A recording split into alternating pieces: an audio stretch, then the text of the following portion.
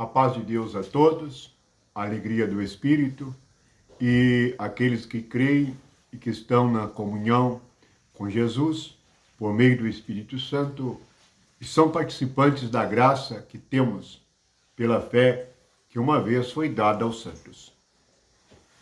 Nós temos no Evangelho de Lucas uma palavra a respeito de alguém que estava perdido e foi achado.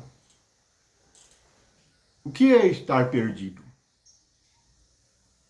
Na verdade, a realidade dos que estão perdidos é que nem mesmo eles sabem que estão perdidos.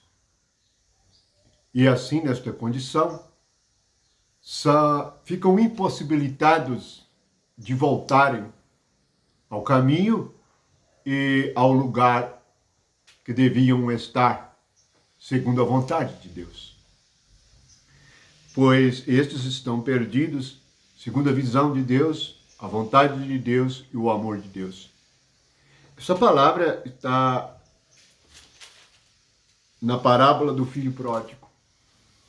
E ali, Jesus revela, por meio da parábola, a realidade de um filho que pegou todos os seus bens. Veja que estar perdido começa com o desfrute de todos os bens sem Deus. Pois este filho, ele diz assim, olha, o Senhor me dá tudo que eu tenho direito e eu vou embora. Isto representa todas as pessoas que, no pecado, fazem o que querem.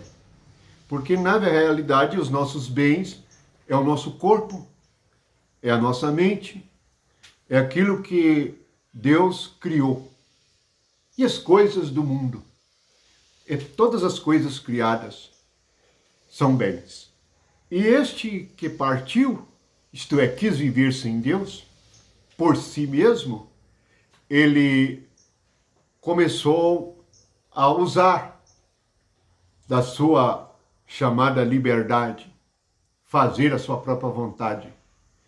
E isto o levou a uma situação de miséria. E isto é estar perdido. Viver uma situação de miséria espiritual. Na parábola que Jesus conta, e toda a parábola é uma figura para mostrar uma situação invisível e espiritual. Deus é espírito. E nós precisamos de ter uma comparação de algo visível, uma figura com aquilo que é a realidade do Espírito de Deus. Vejamos que ele ajuntou tudo que era seu. E nós gostamos de usar tudo que é nosso. Nossos olhos, nossos ouvidos, toda a nossa vida natural e fazer a nossa própria vontade. E andar pelos nossos próprios caminhos.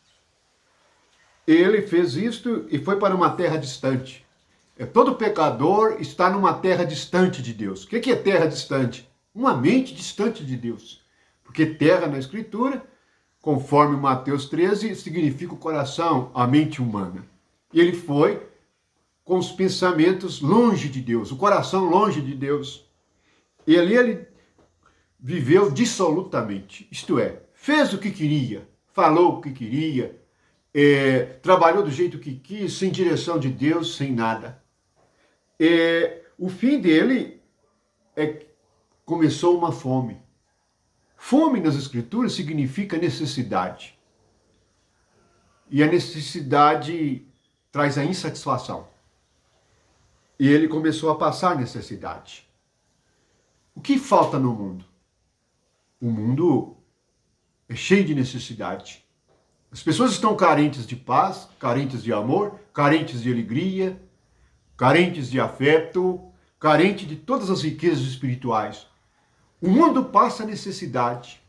Eles clamam por paz e vivem em guerra. Nós precisamos perceber que ele caiu mais ainda quando ele começou a ir para o campo e guardar porcos. Esta é a vida dos pecadores. ir para o campo. Jesus disse que o campo é o mundo. E guardar porcos é a vida suja, desonesta. E ele começou a viver desta maneira desonesta. Na realidade, a primeira desonestidade é viver sem Deus.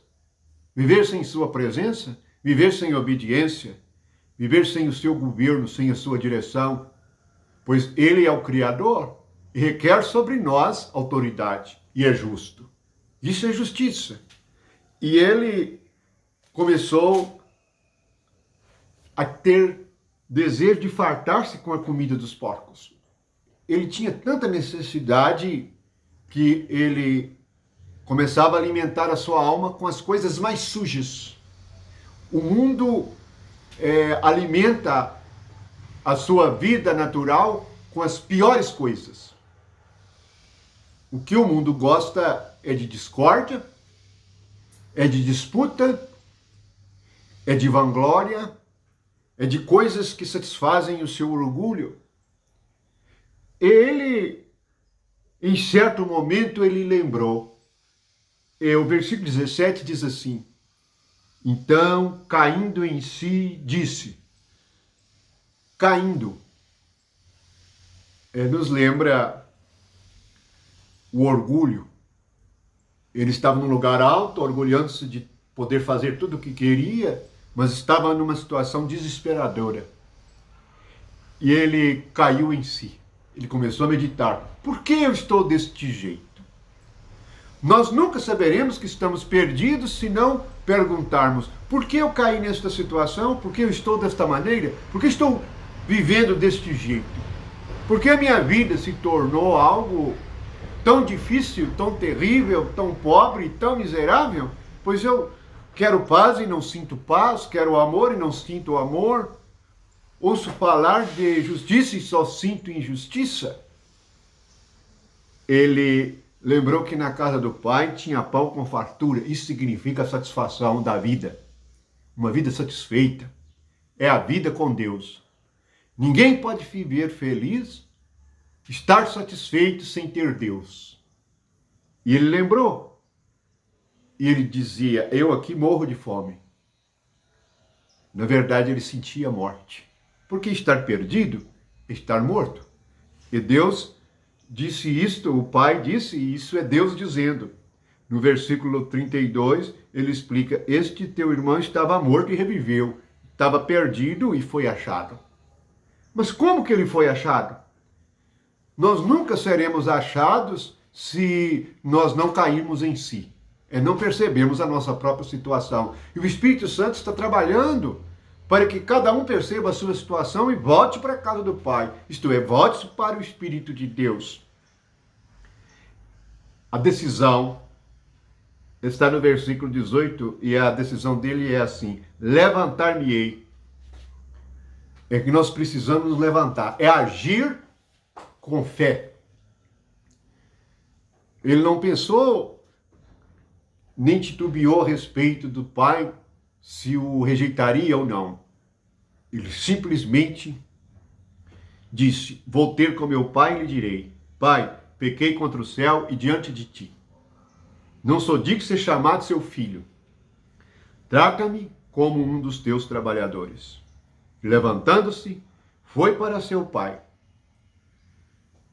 Esta é a nossa vida espiritual. Nós voltamos para casa. O único lugar bom de estar é com Deus. É a casa do Pai. Não há outro lugar mais confortável. Não há outro lugar de maior alegria. Não há outro lugar em que possamos ser mais ricos de paz, amor, fé, bondade, alegria. Não há. O lugar é o Espírito Santo.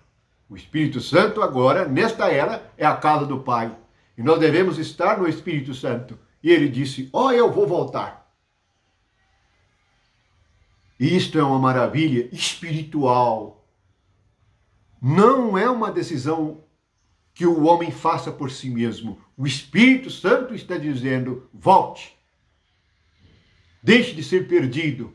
Saia desse lugar sujo. Saia desse lugar de fome. E volte para a casa do Pai.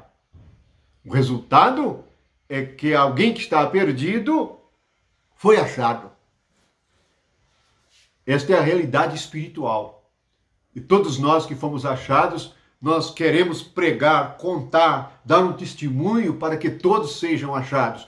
Nós desejamos que todos estejam na casa do Pai, desfrutando da fartura que há. Esta fartura é algo tremendo. E ela foi explicada assim. Ele volta, ele confessa e diz que pecou. E o que o Pai faz? Diz o versículo 22, traz depressa a melhor roupa, põe-lhe o anel no dedo, e põe-lhe sandália nos pés, traze o novilho cevado, comamos e regozijemo-nos. Há 3 coisas na casa do Pai. Roupa nova, uma nova maneira de agir. Se você era irado, se tornará manso. Se havia maldade, você se tornará bondoso. Esta é a roupa nova.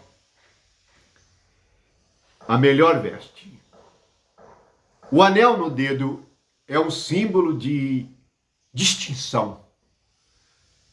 A mão, a palavra, uma maneira diferente de falar.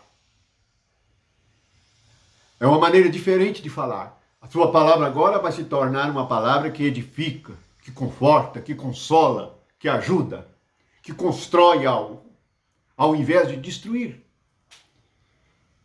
E ainda sandálias, é para falar e para pensar, porque os pés significa a maneira de nós pensarmos. E a sandália que o Pai dá significa firmeza para pisar. Firmeza para pensar. Pensar de uma maneira reta. Quanta riqueza há na casa do Pai. Mas quantos estão perdidos e longe porque fazem o que quer.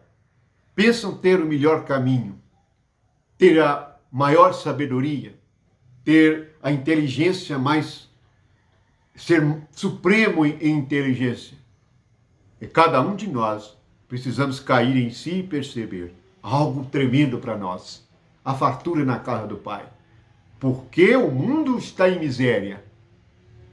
É porque ele está gastando tudo o que ganhou e tudo de graça